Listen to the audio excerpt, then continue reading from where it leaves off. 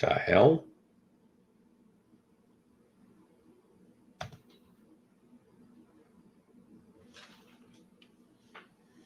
What's wrong with the internet?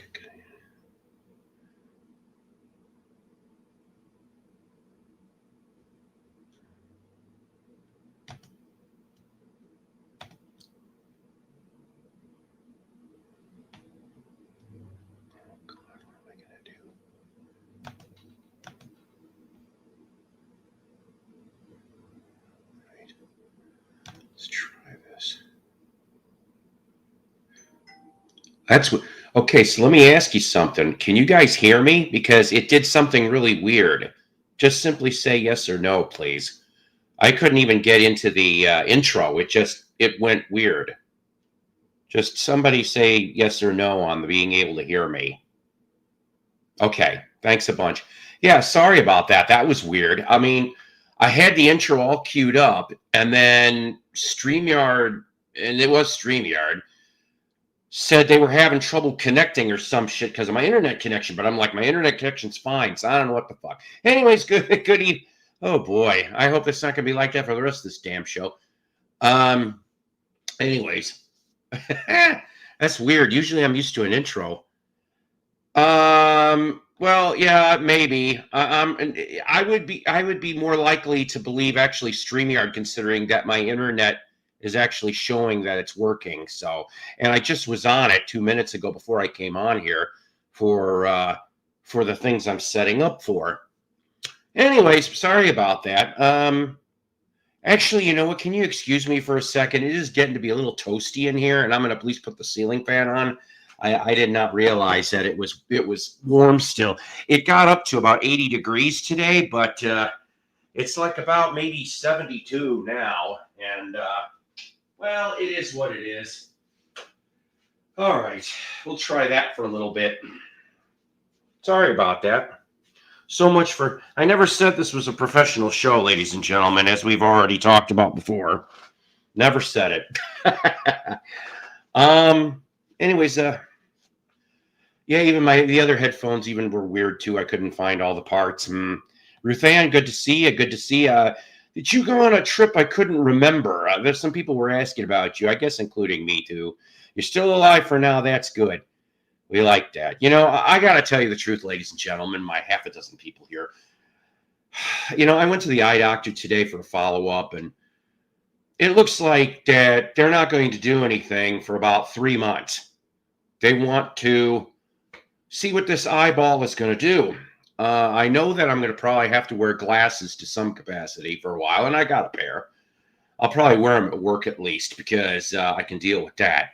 It's been busy here. Yeah, I don't blame you. I don't blame you at all. So the thing is that I really do feel like I'm falling apart, ladies and gentlemen. The way they're talking, though, I'm not going to go under the laser until probably February or March of 26. So all the stuff that, you know, was supposed to happen, now I have to push that off and be with this goddamn job for a couple more months. All because of a little bit of bullshit that shouldn't have happened. That's not your problem, though. You didn't come here to hear my griefs. You're still sick? I'm sorry. I know, you've been fighting that thing for a couple days. That, you know, I went to quickly visit a really good friend of mine. Syrup, you know who you are. Don't ask people.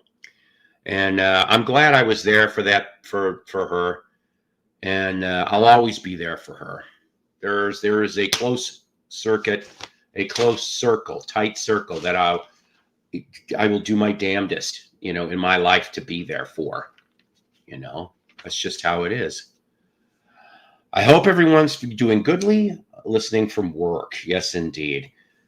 I did go and stop at one resale shop. I had time to do that. I'll show you the book finds. I'm not going to show you the record finds right now. I'm going to save that.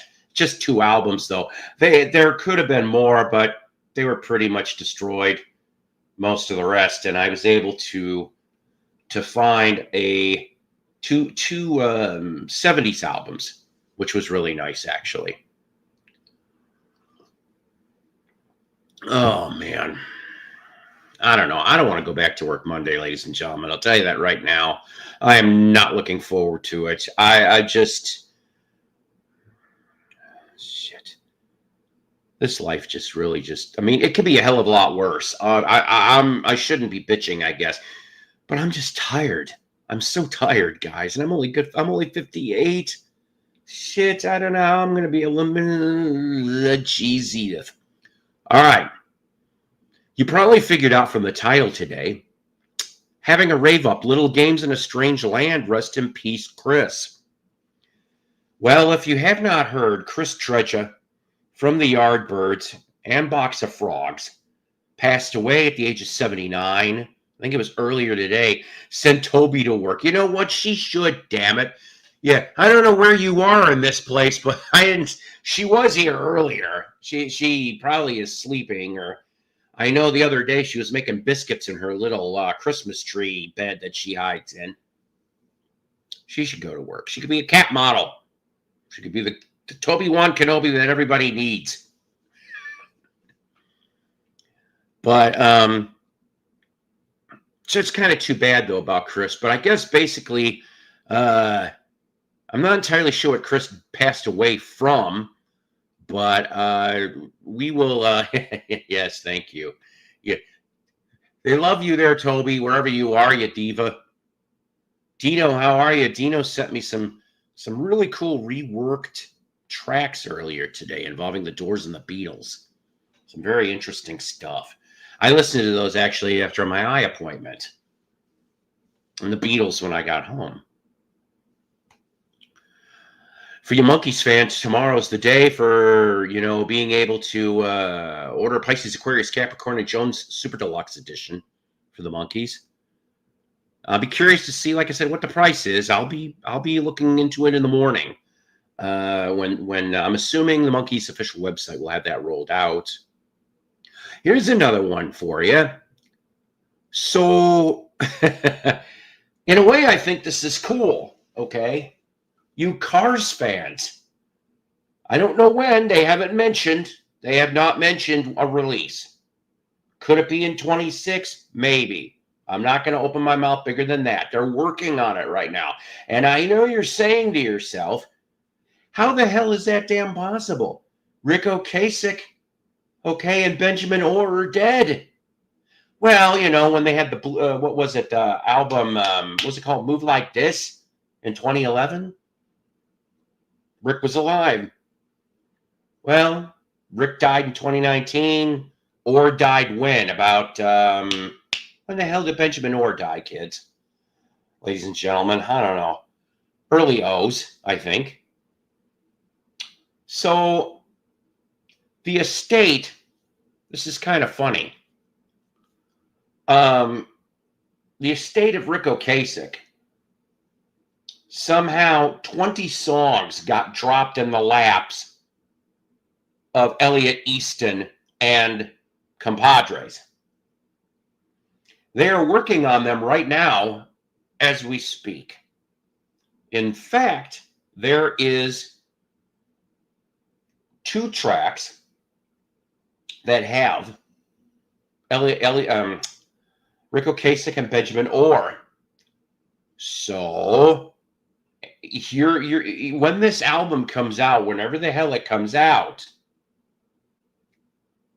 it's going to be a treat, I think. It'll, of course, be the last Cars album, but what they're doing with the tapes, the other 3 surviving members will do what they're doing with them, but they're doing them in loving care and tribute. So there'll be some fun shit on that album, I think. And we're kind of due for at least one last Cars album, I think, right? So who knows? Maybe in 26, 15 years after Move Like This, we'll get ourselves a final Cars Testament.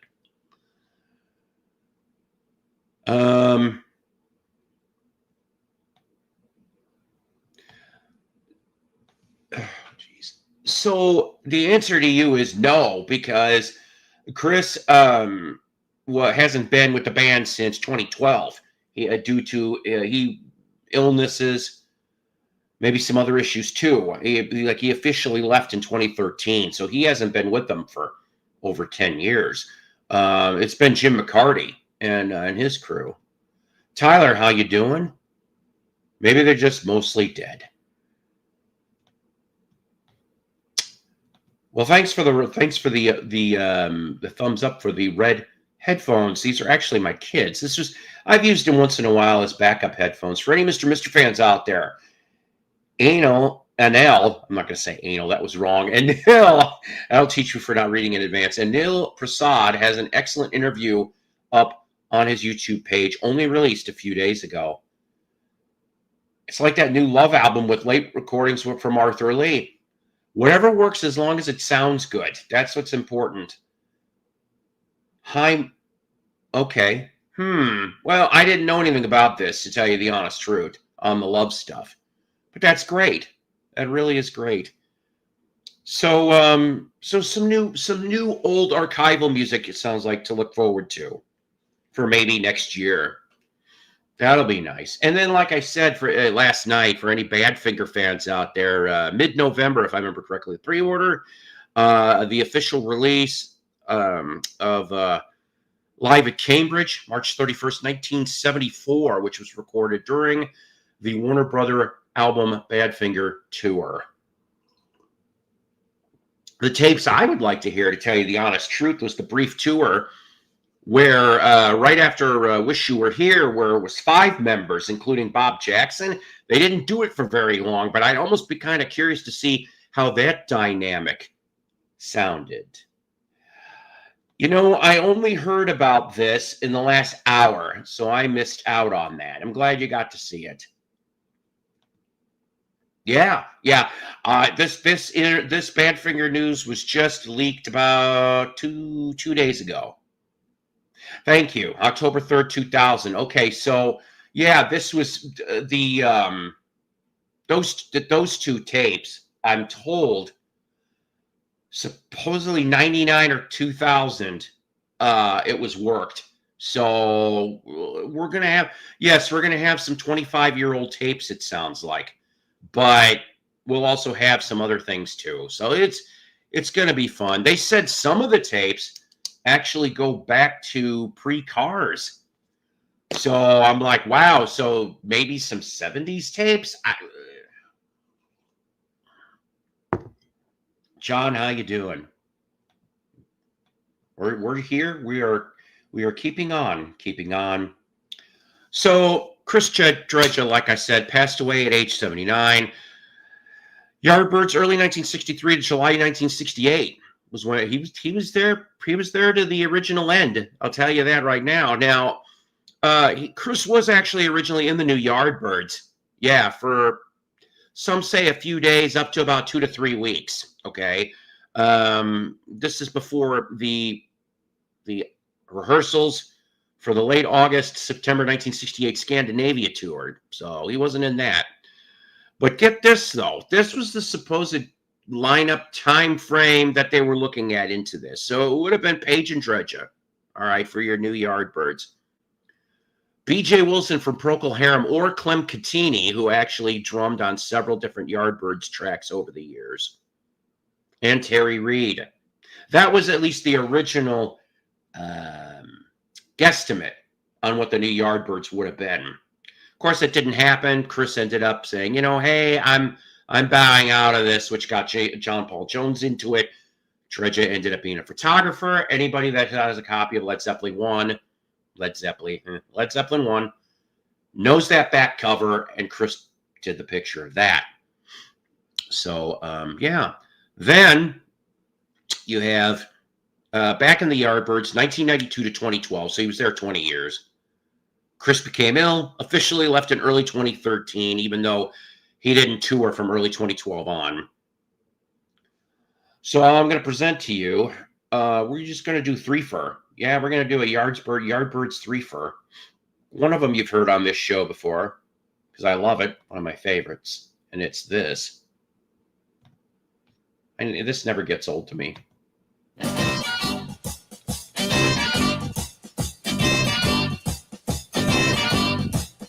Yeah, I heard that too. And you're right, John. It's not, because I went and looked in the last 30 minutes and it wasn't there. Yeah, I like some of Bob Marley.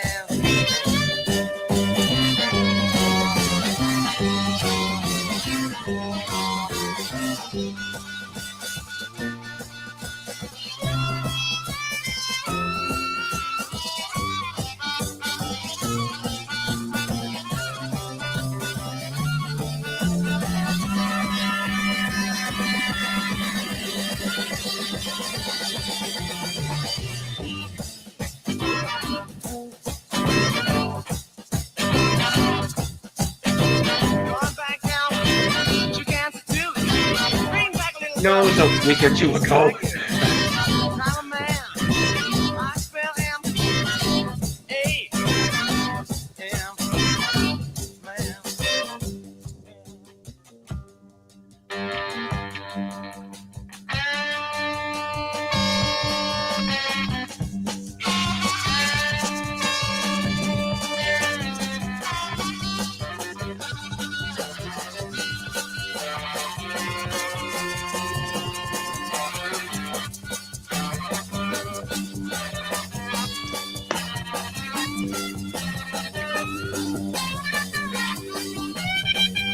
You betcha.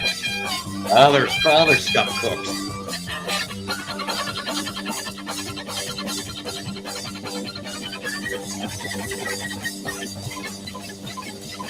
That's right. Go, Jeff Beck. Go.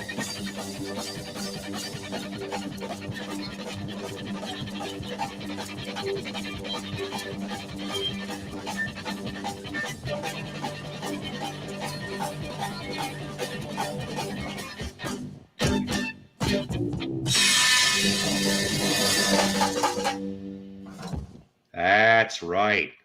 We start that off with I'm a Man. The Yardbirds should have been Woodstock right after Paul Butterfield. Yeah, it would have been kind of interesting, wouldn't it? But like I said, they were toast by like July of '68. Sad. Yes. We go right into this next one off the same album. It's actually, if you get the CD, the bonus track, this particular song is co-written by Chris. Yes, it is. It's called New York City Blues.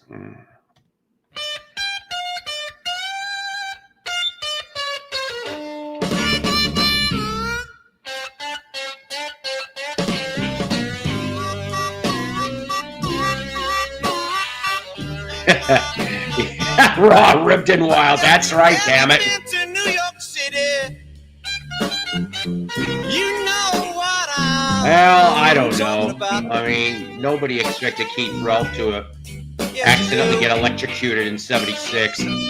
Well, that's right. Everybody loves everybody around here, or something like that. You know what I'm talking about.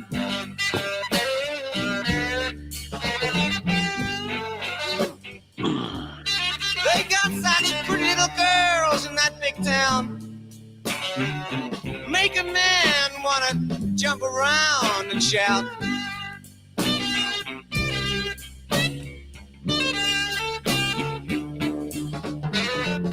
I met a little girl there.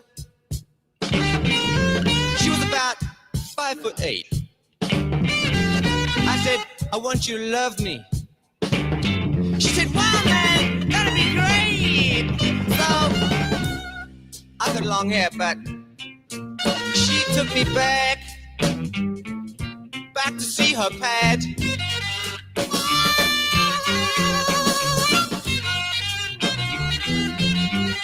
But the first thing I saw when I arrived there was a big black shiny shotgun in the hands of her dad. All right now, this time was, oh no.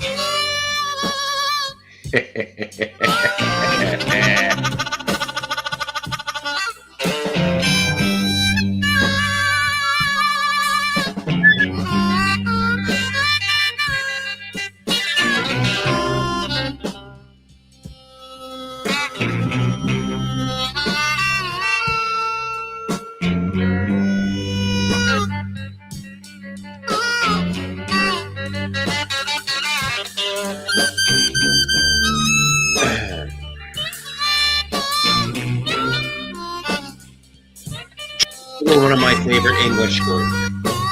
I think when it came to the blues sound from England, there, Stones, Yardbirds, John Mayall, Blues Breakers. There probably were a lot more, but that's the first three that come into my head when it comes to this kind of stuff. You know, we'll talk about that after this song. I have a half answer for that. Half.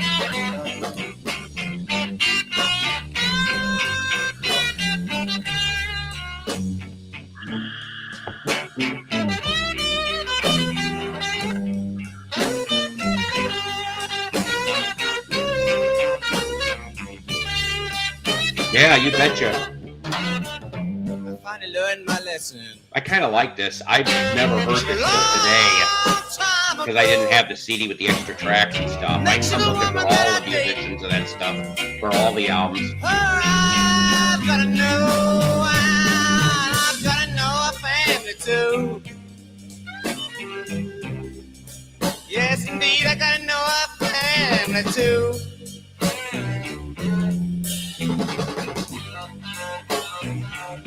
Life you don't wanna be filled full of shotgun holes. Mister, this song is just for you.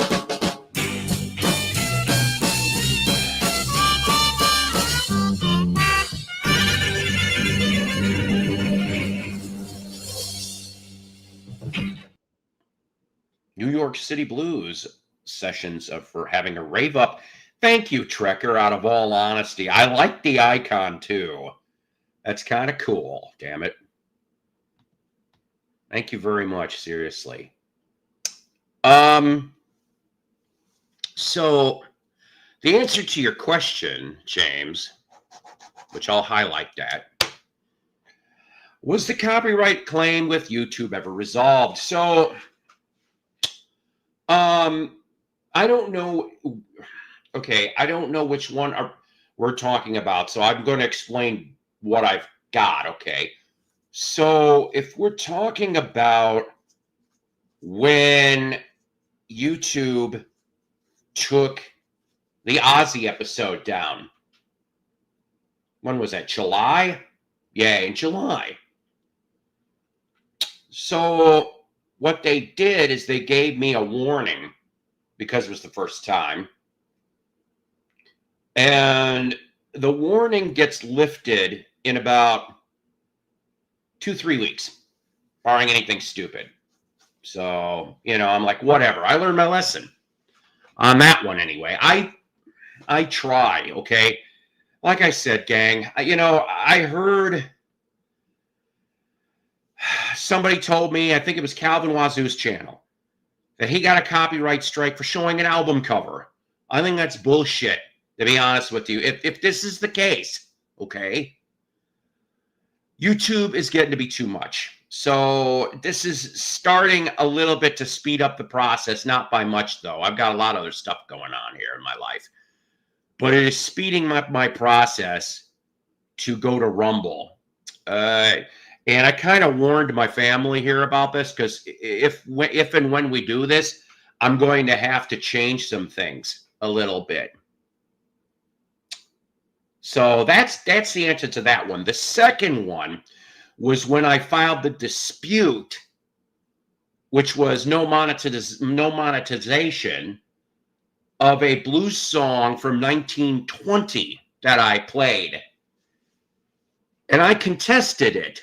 I contested it under public domain. What happened was they kept me, I learned my lesson on this one too, that I need to get rid of the other issues before I go contest, because it freezes up whatever you try to do for 30 days on a video. It's kind of bullshit. Now, I didn't get punished extra exactly, except for I couldn't go and exercise around, excise the rest. Exercise, yeah, what do I know about that? So the thing is that once again, what happened is when I contested on a public domain, after 30 days, it it went away. The claim went away. And I'm like, you assholes. It's like a 105-year-old song, and you are trying to get me for a 105-year-old song. Yeah, I don't want to lose my channel either. That's not my goal. StreamYard has issues. I use my phone for streaming. Yeah, I when I go to Rumble, I'm even thinking about couldn't you just mute your old live stream on copyright claims or strikes? Maybe. The like I said, the Aussie one got completely removed, except on my StreamYard library. I still have it. If I ever decide to go off and have a Psychoplatter website, which, come on, why would we want that? I'll slap it on there, and then you can see all hour and 45 minutes of what was there for those 45. I had 45 people that day that watched, and it all went away. Yes, it was report. Now I know it's not been updated on Wiki, but it was reported by the Yardbirds Facebook page along with another, like a classic rock page. So more than two sources went off and mentioned it. I caught it. Oh, when did I start seeing it? About 4 or 5 p.m. my time today. So we got one last Yardbird. Then I'm going to go into another part of the story. This one here, 1967, we start getting a little trippy. If I remember right, this is the last studio album of the 60s.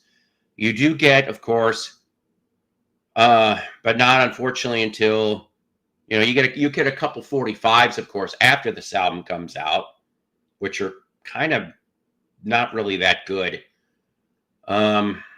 I don't know, whatever. But, and then, in 1971, you get the Live at the Anderson Theater, the live Yardbirds, which I have a copy of that on vinyl. I do, which was recalled. But this one here, the title track, 1967, Little Game. They did release an album in 2003 called Birdland, which I actually have a copy of that on CD somewhere, though. I would have shown it to you, but it's in a crate, and I don't know where I got like several crates of CDs, kids, boys and girls. I don't know where the hell I have, but I'll be sooner or later, though. I got to start cleaning things up a little bit. I like all the eras, to tell you the honest truth. And so yeah, when Chris Drudge left, briefly, Tony Topham came back. That's a name for you. I mean, he was technically the original guitarist before Clapton. So Tony came in for a couple of years too again. Yes, I had a copy of Sonny Boy Williamson and the Yardbirds. But it turned out it wasn't an original. It was a second pressing on Mercury. I don't have 5 Live Yardbirds. I do know where I can get a copy of it. I don't know if it's an original, but it is a UK 60s. Roger the Engineer, same thing. Little Games, that would be cool. Eric Clapton, the Yardbird Rarities, and a Greatest Hits compilation. I've got the 67 Greatest Hits that came out in super clean condition, too. I just love all that stuff. That's right. They must have found the good brown acid. That was very rare. Yeah, I like all of them, really. Yeah, Anthony Topham was first, followed by Clapton, Jeff Beck, and Jimmy Page. Yeah. So, but Topham came back. I can't remember for how long after Drudge. I want to say at least for the 2012 tour, he came back, and then I don't know how much longer after that. Yep, love all the eras of that stuff. That's fun. So here's the thing, though, right? So we obviously figured out having a Rave Up Little Games, right? But in a strange land. Well, yeah. Hey Mason, how you doing? Good to see you here. Yeah, Paul Samuel Smith did become a famous music producer. I know he did a bunch of stuff, but I do remember seeing his producer credit on the label for Cat Stevens on at least some of his records. So I know that much. Maybe along a few other ones too, obviously. But from 1983 to 86, and I don't know if this was intentional or they couldn't get the Yardbirds name at the time. I don't know. But speaking of Paul Samuel Smith, so you had Paul Samuel Smith, Chris Dredger, and Jim McCarty. Okay. And that's right. We're going to the Box of Frogs. And right now, see, Dwayne, you just kind of segued it really nice, didn't you? We're going to play this track off of the first album. Jeff Beck on guitar on this. So kind of neat. Right from the first Box of Frogs from 84 back, where I started from with Jeff Beck as guest guitarist. So let's see this last little tribute part. We're going to go to the second album, Strangeland. See what we did there?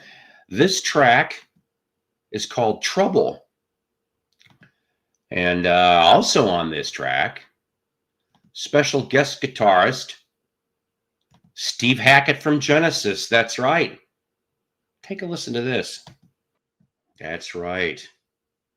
From 1986. Off the album Strangeland. Trouble. With Steve Hackett from Genesis on guitar on that one. Yes, indeed. This song reminds me of three other songs. Well, there was a CD, The Yardbirds Ultimate. I think I might have heard about that. It had Clapton, Beck, and Page eras on it. Excellent. Do I have a favorite Jeff Beck album? Well, you know what? I do happen to like the good old Beckola and Truth, the old school shit. You know, the Jeff Beck group. Wired's a good one, too. I like those. I do happen to have the last Jeff Beck thing I found. Oh my God. I got it on CD. Guitar Shop, I think it's called. Is that the one that had Terry Bozzio from Zappa and Missing Persons and a few other people on it? It was like late 80s, I want to say. Late 80s, early 90s. I think that's like the last Jeff Beck I've got in my... yeah, there you go. Blow by Blow. I don't know if I ever heard that in that. You know, and I could have seen that Box of Frogs in the Heavy Metal movie. I could have seen that. I would have fit in somewhere. I love that movie. Heavy Metal was fucking awesome. I found, okay, so I found a copy, a really clean copy of Heavy Metal, double album. I've been looking for that thing for a long time. Because I'll tell you, all the other copies were all scratched to holy hell. Couldn't have done anything without them. This was the first time I probably found a copy of this out in the wild in 2 to 3 years. No friggin' price on it. I hate shit like that. All the other albums are priced. Same thing happened to me. This was about a month or two ago. Here in town, came across an original copy of George Harrison, Best of the Dark Horse years. You know, the blue cover with George on it, 2 new tracks. One of them was Cockamamie Business. I can't remember the other one. Steve Winwood's on both of them. On Dark Horse Records. It was a record club edition. And that was the only one in the whole pile that didn't have a fucking price on it. I'm just like... I was going to try, actually. I knew how much the thing was worth, roughly. And I may go back. If it's still there, I may go back and go, hey, would you take X amount of price? Under $20, I'll tell you that. See what he says about it. I don't know. Because some of the dude's prices were ridiculous. Some of them were fair. I don't know. The Orange album, produced by Steve Cropper, is a great Jeff Beck album. I don't think I know anything about that. You got me on that, but I do love me some Steve Cropper too. All right, well, I'm sorry, John. I mean, if I'm doing this early, but I mean, like I said, Yardbird's Facebook page and a wiki does not have it updated. But there was 2 different music sources. Classic Rock was one of them, and Yardbirds both declared it. So Paul had put together an album of Tupac featuring Bob Marley. Oh my, it's a compilation album. Usually, ladies and gentlemen, I try to have 2 or 3 sources before I go and announce any tribute type stuff. But like I said, I mean, these were not fly by night sources. We'll just say that, okay? But let me show you my book finds. Like I said, I'm not going to show you the vinyl finds. I'll save that for another episode. I don't know if we're doing one tomorrow or not. That's up in the air. I wasn't sure if this one was going to be going on today anyway. But I found a handful of books, actually. I probably could have bought a hell of a lot more, but I'm like, cool it, Psycho, cool it. I ended up getting 2 signed books, which I gave to my bestie, Donna Jo Cat Lady. They were political people. You know, I was like, wow, you know, that they were signed and everything. I thought that was cool. This one, I did not know that there was a book on him. I am so looking forward to reading this Nielsen book. Okay, as you guys know, I love me some Nielsen. This one here, Nielsen, The Life of a Singer-Songwriter by Alan, A-L-Y-N, Shipton. This one came out in 2019? 2019, it looks like. See if I can find a couple decent pictures that I can show you. Let's see. I should wear my glasses. Well, down at the bottom here is this one here. It's Dr. John and Harry. All right.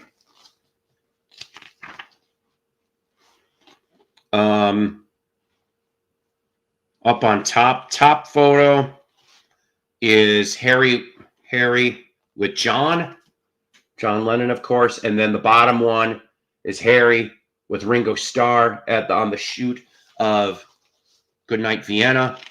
I think it was the Only You music video for that.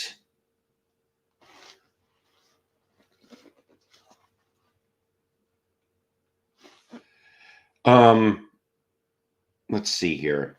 Here's him directing St. Paul Cathedral Choir for a session on the album Nielsen with the K.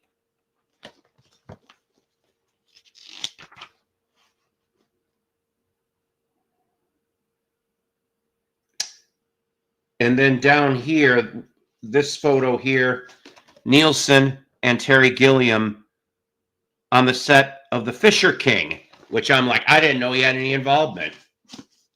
Now, this guy here wasn't on The Fisher King. I can tell you that. But here he is anyway. I'll let you practice. What's going on? Or did band practice go okay? Or did you do it already? Yeah, no, everything went great. That's cool. Always. You have to take the price off the front cover. Well, I just got them, silly person. I saw Jeff Beck twice live and met him. That's damn cool. I would have loved to. And I love Nielsen, I'll tell you. But I know Dino, but like I said, it was only $1. I couldn't screw that. But you haven't even shown you the second one yet. Johnny L's here too. Yes. Johnny L. That's right, Johnny L. Definitely. I cannot wait to read this. Like I said, I didn't even know this existed until today. Hello, my brother. Good seeing you, Dino. And then the other book, which I did have years ago, but you see, when you have short-term memory loss like I do, you can go a year or two and forget you read the book and you just recognize the cover. So this one here, Lennon Revealed from Larry Kane, which I do remember was a decent read at the time. But this comes with a DVD, the final interview with Lennon and McCartney, and it's still in the book. That's nice. I have that book with the DVD. Yep, and I never saw the DVD. I think the one that I found didn't have it.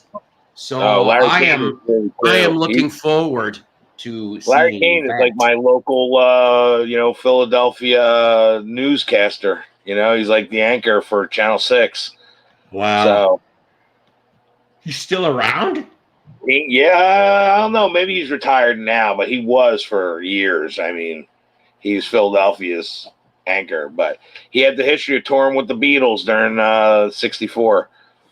Yep. I read the first book. I remember that book. That was an interesting read. Oh, He's put out a he couple has books. great story. He became really close with John Lennon, very close. He's like almost like Elliot Mintz level closeness with John Lennon. I wonder. Hang on a minute. Let's see. See if I can find this. What up, King James?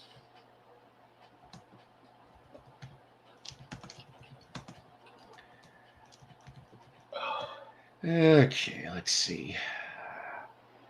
Oh God. Okay. Wow, says it all. Hang on a minute.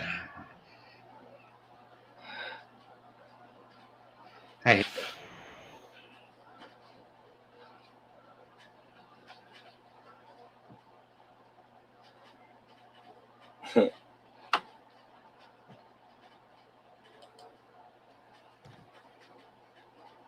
Ah, crap.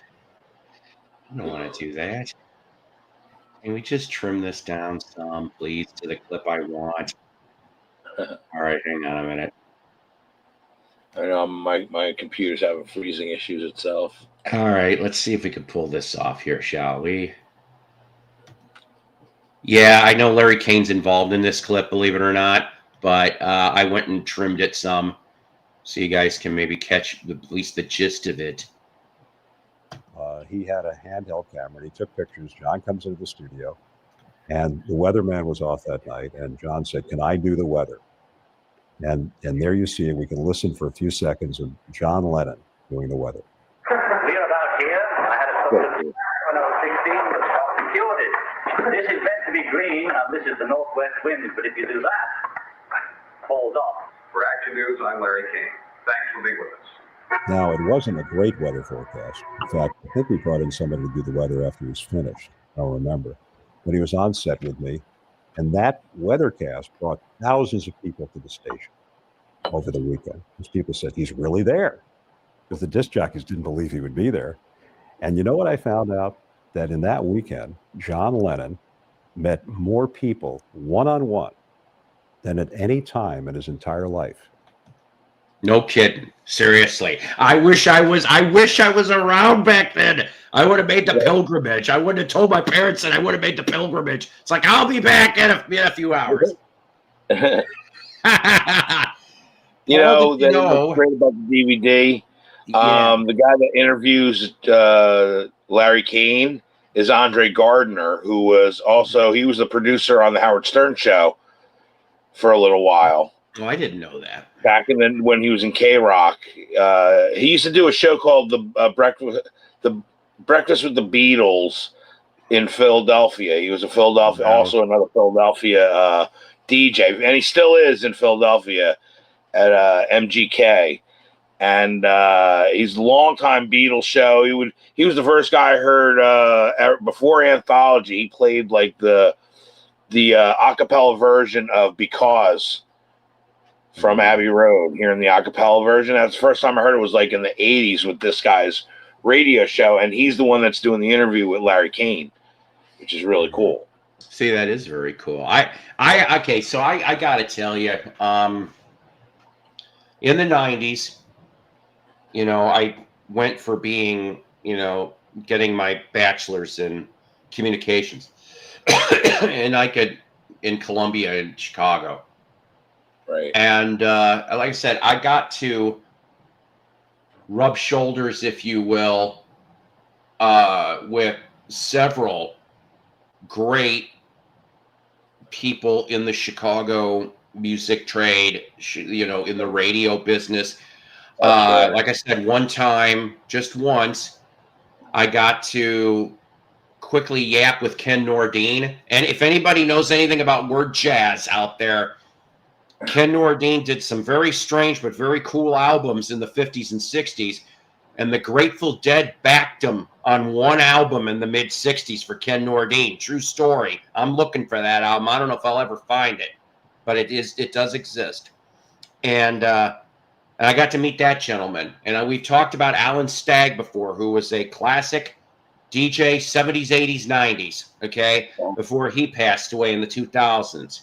But who I was very happy to have meeting my teacher for several history of rock classes was Terry Hemmert. Now, anybody from the Chicagoland area, I mean, XRT signal actually could even cross over sometimes into Wisconsin, and I guess on a good day, even Iowa. But Terry Hemmert. Those two words together, Chicago and Terry. I think of Terry Kath. But Terry was our Chicago Breakfast with the Beatles. She made great shows. She met 3 of the 4. Wow. Yeah, I want to say the most ones. I think the most, maybe Paul was the one she met the most, 2 or 3 times. She met Ringo once or twice and met George once. Lucky her. And of course, John was already, even though she was a DJ before Lennon got killed, of course, she didn't have a chance the luck of the draw. Yeah. So, I remember hearing some of the Lost Lennon tapes. I remember, I really kind of wish that they would put that back out in some degree. Yeah, just to give us some good, even on a YouTube channel, which of course that's not going to happen due to all the Lennon stuff. But I just would love to hear it all again. And I didn't get to hear all of it, but I did tune in on at least a half a dozen episodes. I know that. Well, Larry King's gone, and Larry was okay. The Lost Lennon tapes on vinyl. I know there's vinyl pressings of the show that went out to radio stations. And you see them on eBay, you see them on Discogs, other places where people will sell their Lost Lennon tape. There are 2 versions of Lost Lennon tapes on album. The one that was from the early 70s, or I think before John died, they had a whole series of Lost Lennon tapes. And then they had another pressing, which was the radio show that was hosted by Elliot Mintz. Yeah, Elliot. And then they had Ticket to Ride, Scott Muni's Ticket to Ride, which I have a pressing. I remember that. I have a pressing of one of those records. It's great. It has the commercials in it and everything. It's great. What's up, Bill? Entertain the troops for a minute. Oh, awesome. In your own way. Yeah, my own way. In my own way.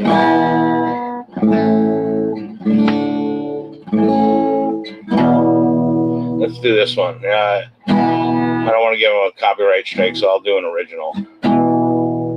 This one's One Day Closer.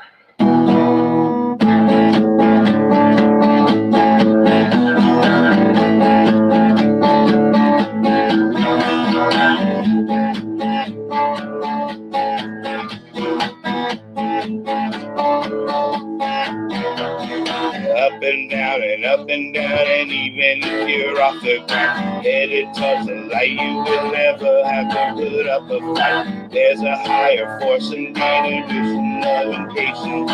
When it comes, you and me will one day close to God. And when I die, I will be holding to the greatest love that I've ever known.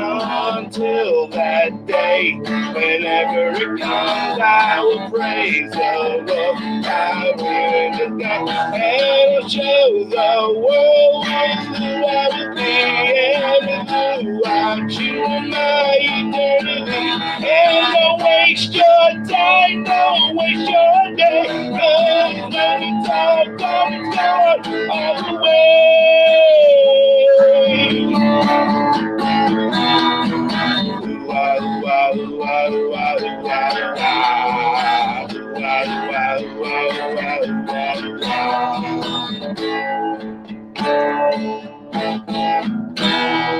That's the short version. There you go. Sorry, I'm looking up something really quick. That's all right. Just checking on. It's a little chance to give a sample of some of these songs that I'm working on. Probably going to be on, maybe even on my record. I got too many songs that would narrow down. It's like I kind of understand when bands have so many songs, they try to narrow it down to like, from 50 songs to 20 songs, and then the top 10. It's hard when you love everyone. Yeah, no kidding, right? Oh, right on, Johnny L. Okay. All right, they still don't have it up there yet. Just thought I'd check. They really are going to make me wait. I wonder if it'll come on after midnight. After midnight. Well, no, I'm talking about that Pisces Aquarius Capricorn Jones special edition, which is supposed to roll out like the 2nd. So I'm just like going, So I'll probably just check it out in the morning and see if they dropped it when I get up at about 6. Yeah, right. Melody, the Human Jukebox, you betcha. My bless you, Johnny L. You guys are the best. Dick Cavett show had John Lennon and Yoko on it. That was a great show from '71. Yeah, a lot of that stuff I've seen some of it. I know that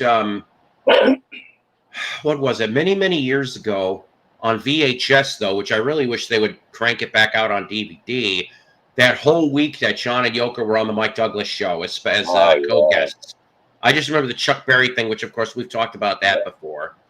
Well, they made that movie recently, didn't they? About that whole experience with Mike Douglas. Didn't they do a big documentary?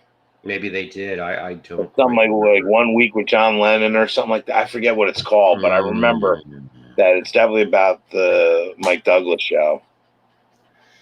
And they even, showcased the Chuck Berry, scene. You want that Boxcar Willie compilation, you son of a bitch. No, I'm kidding. I'm kidding, Bill.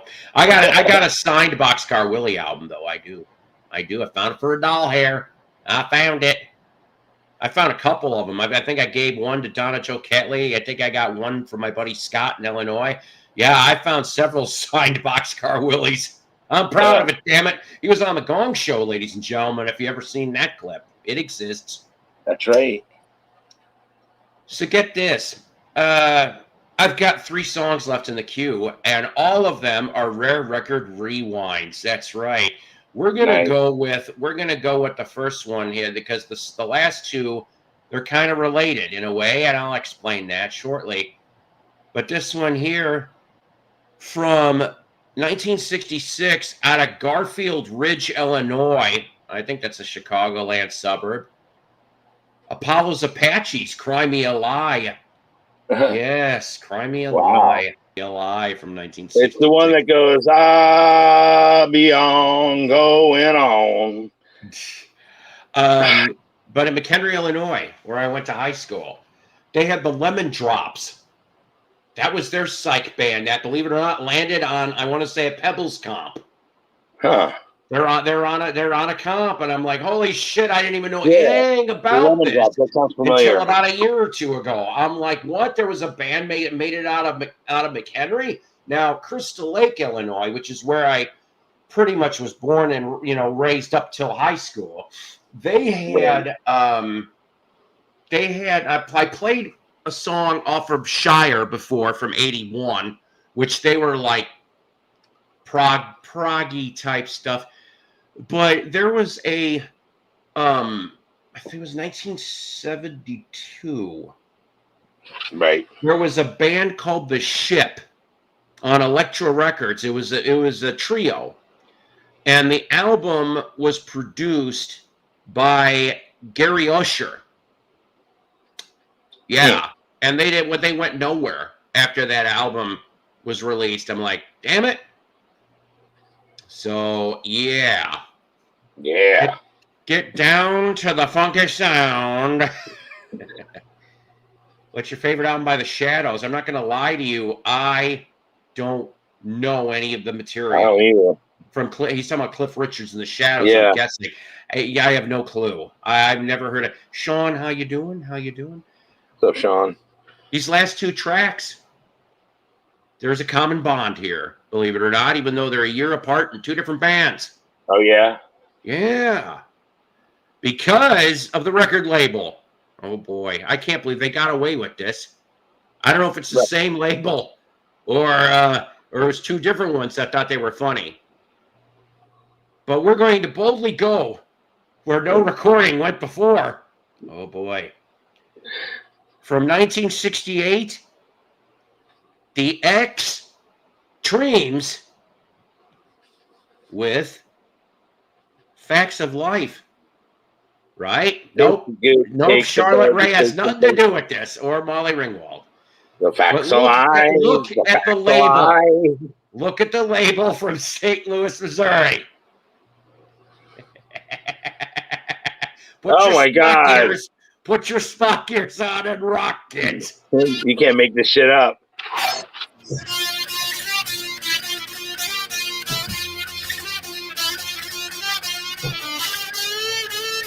Almost sounds like Matchstick Men.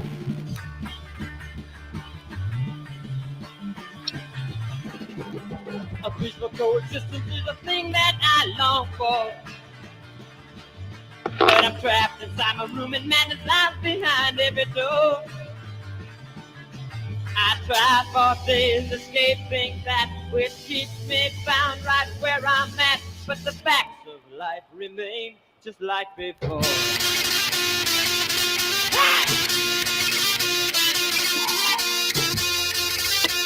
Yep. This will be a good mellow rip tune. Here we go. Man, perfect. Beam me up, Scotty. Yes.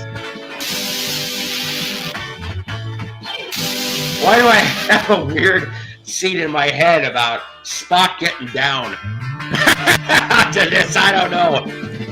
Love it, yeah. Bring on the fuzz, baby. Spock getting down with Mrs. Garrett. That's just too disturbing. When daylight comes, we must conform, but not at night. People try to talk to me, they try so hard to make me see, but to me, their facts of life just can't be right. Oh no! Oh, that's pretty analogy.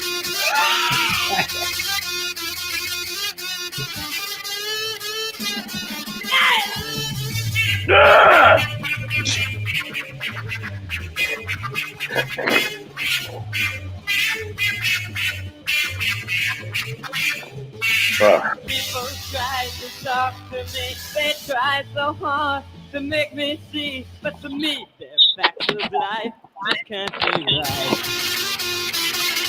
Oh no!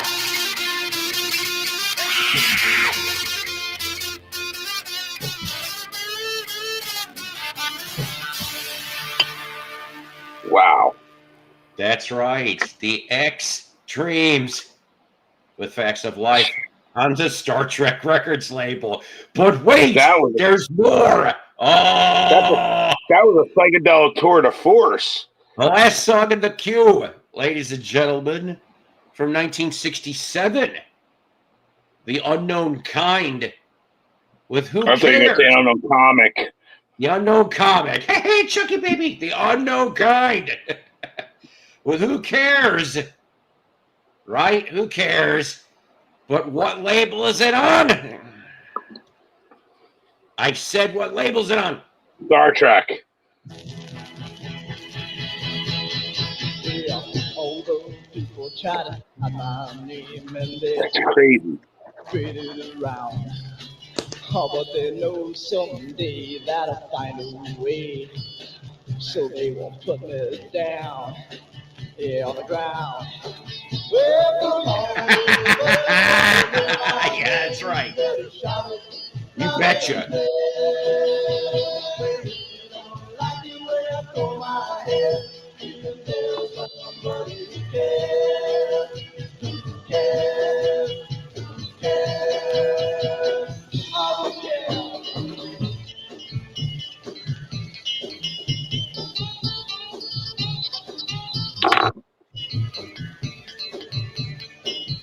This Sulu goes, oh my.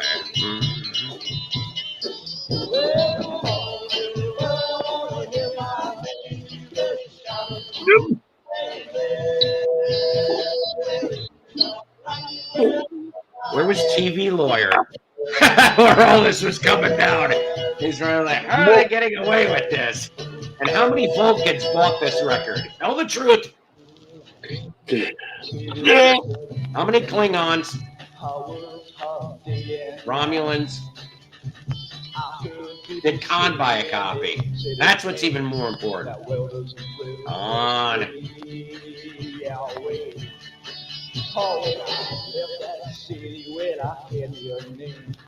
I didn't know where to go, so I went back to my little town again. Yeah, I wanted them to know I'm gonna show.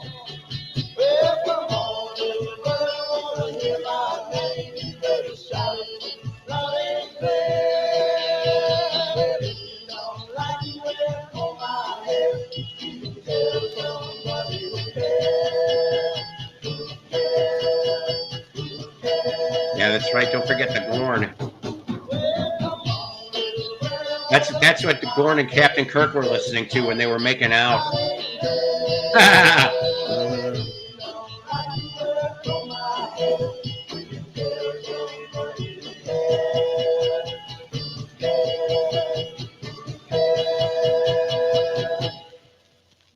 That's right. Who cares? Damn. On the Star Trek label. Live long and prosper. Was that before the show? No, that was 1967. So the show was out when that label? The first one that I played was 68. I don't know if it was the same owners of the same label, but it kind of looks... I can't believe they got away with it. I'm surprised it was not. I never heard of such a thing.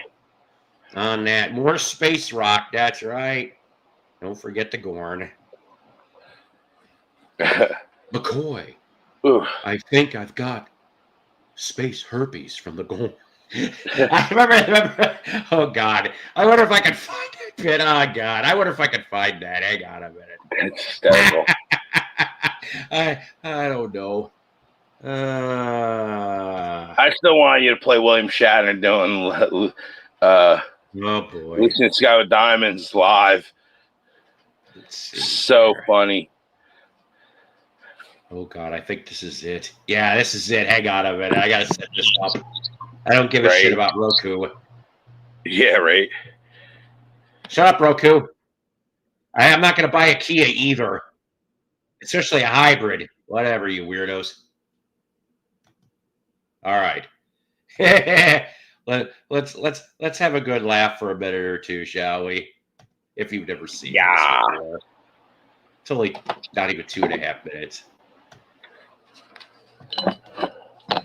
Oh, jeez. Stick around, Scotty. I might need to lay down a captain's log. Gross, sir.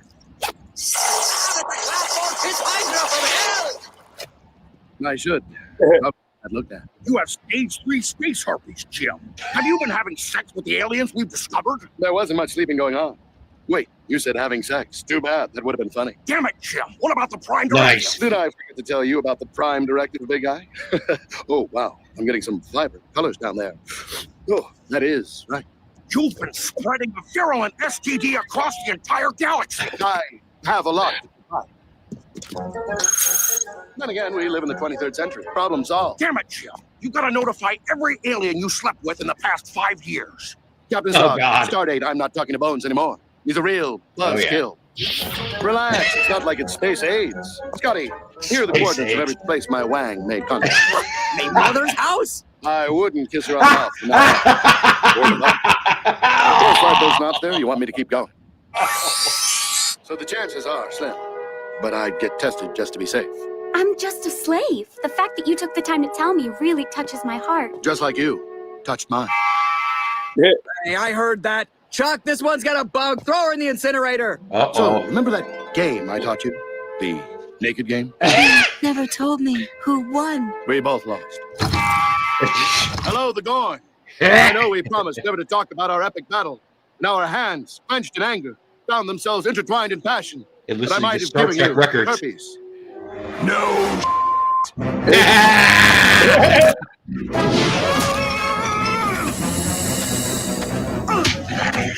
Oh, really? Bones, you're a doctor, not my mom. Everyone's been notified, so no harm, no foul. Scotty's parents are getting a divorce. Yes, it's all tied up in a nice little bow. Except for one thing. Who gave the herpes? To me. Hey, man, we gotta talk. Oh my God, they are some of the funniest. I knew those triples were trouble. I knew it. Some of those robot chickens are some of the funniest things I've ever. I mean, I don't know laughed why at. they stopped making them. I was like, shit.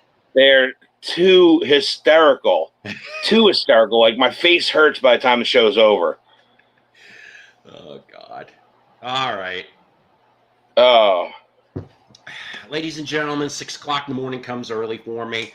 I Yeah. appreciate you guys hanging here. I know it's a little shorter than yesterday, but it's okay. I don't know if we're going to do a show tomorrow or not. That remains to be seen. I just know that there's going to probably be one Friday through Sunday, and I got to go back to work Monday. Boo his boo. But we're going to try to shoot for one more. We'll see. I'm not going to promise nothing. Yeah. Yeah, those three days waiting for the blood test. Kirk didn't learn his lesson with the Gorn, did he? Anyways, okay. So you said the outro finishes. Playing of the broadcast may not end properly. I don't know. Yeah, I had a weird start here on the thing. So let's see what happens. Love you guys. Well, peace and axle grease, etc. Psycho's Platters is a Love Peace production.